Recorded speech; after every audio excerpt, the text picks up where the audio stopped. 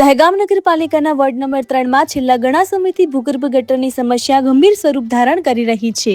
વણકરવાસ વિસ્તારમાં છેલ્લા 6 મહિનાથી ગટરના ગંદા અને દૂષિત પાણી રસ્તા પર ઉભરાઈ રહ્યા છે, જેના કારણે સ્થાનિક રહીશોને ભારે હાલાકીનો સામનો કરવો પડી રહ્યો છે.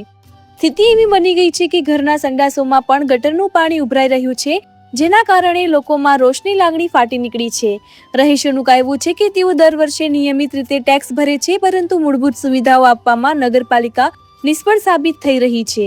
સ્થાનિકોના આક્ષેપ મુજબ અનેકવાર રજૂઆતો અને ફોન કરવા છતાં જવાબદાર અધિકારીઓ તરફથી કોઈ યોગ્ય કાર્યવાહી કરવામાં આવી નથી.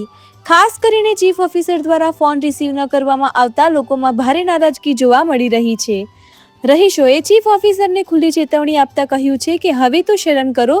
ગટર શબ્દ સાંભળીને દહેગામની જનતા પણ થાકી ગઈ છે.